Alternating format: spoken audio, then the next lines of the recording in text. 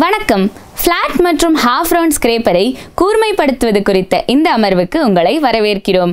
இந்த கருத்தமைவுகள் மற்றும் பயிற்சிகள் பற்றி இப்போது நாம் விரிவாக அறிந்து கொள்வோம்.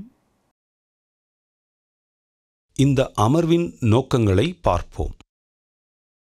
இந்த பாடத்தின் முடிவில் உங்களால் பின்வருவனவற்றை செய்ய முடியும். ஃபிளாட் ஸ்கிரேப்பர்ஸ்களை கூராக்குதல், ஹாஃப் ரவுண்ட் ஸ்கிரேப்பர்ஸ்களை கூராக்குதல்.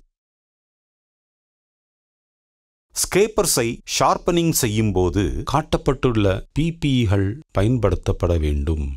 ஹெல்மெட், காகிள்ஸ், ஏப்ரன்கள், கிளவுஸ், பாதுகாப்பு ஷூஸ்.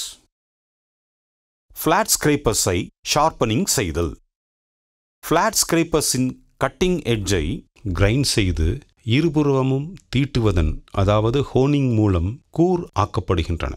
HSS ஸ்கிரேப்பர்ஸுக்கு பெரிய விட்டம் கொண்ட soft grade aluminium oxide grinding சக்கரத்தையும் கார்பைடு முனை கொண்ட ஸ்கிரேப்பர்ஸ்க்கு சிலிக்கான் கார்பைடையும் தேர்ந்தெடுக்கவும்.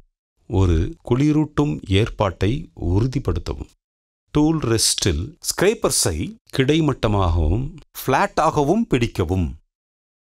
கட்டிங் எட்ஜில் சற்று உட்குவிந்த மேற்பரப்பை வழங்க ஸ்கிரேப்பர்ஸை ஒரு வில் போன்ற பாதையில் நகர்த்தவும். இந்த இயக்கத்தில் முதலில் முகப்புகளை தீட்டவும். தீட்டுவதற்கு அலுமினியம் ஆக்சைடு ஆயில் ஸ்டோனை மசகுடன் பயன்படுத்தவும். பின்னர் ஸ்கிரேப்பர்ஸை ஆயில் ஸ்டோன் மீது நிமிர்ந்த நிலையில் வைத்து வெட்டு முனையை பிடித்து ஒரு அசைந்தாடும் இயக்கத்துடன் தீட்டவும். ரஃப் இழைப்புக்கான வெட்டுக்கோணம் 60 டிகிரியாக இருக்க வேண்டும் மற்றும் ஃபைன் இழைப்புக்கு 90 டிகிரியாக இருக்க வேண்டும். ஸ்கிரேப்பர்கள் பொதுவாக ஆயில் ஸ்டோன்களில் மீண்டும் கூர்மைப்படுத்தப்படுகின்றன. கட்டிங் எட்ஜ்கள் மோசமாக சேதமடைந்தால் மட்டுமே அவை பெடஸ்டல் கிரைண்டர்களில் கிரைண்ட் செய்யப்படும்.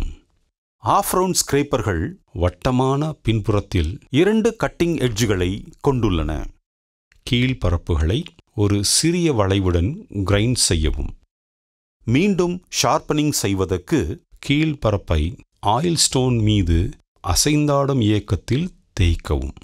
கட்டிங் எட்ஜ் மழுங்கியிருக்கும்போது கீழ்பரப்பை கிரைண்ட் செய்வதன் மூலம் அதை மீண்டும் கூர்மைப்படுத்தலாம். முடிந்தவரை விளிம்புகளை கிரைண்டிங் செய்வதை தவிர்க்கவும். தொகுப்பாக நாம் கற்றுக்கொண்டவை: ஒரு ஃபிளாட் ஸ்கிரேப்பர்ஸை எவ்வாறு கூராக்குவது, ஒரு ஹாஃப் ரவுண்ட் ஸ்கிரேப்பர்ஸை எவ்வாறு கூராக்குவது. எனவே இதுவே ஃபிளாட் மற்றும் ஹாஃப் ரவுண்ட் ஸ்கிரேப்பரை கூர்மைப்படுத்துவது பற்றியதாகும். நீங்கள் அனைத்து கருத்தமைவுகளையும் பயிற்சிகளையும் புரிந்து கொண்டீர்கள் என்று நம்புகிறேன். அடுத்த அமர்வில் சந்திப்போம்.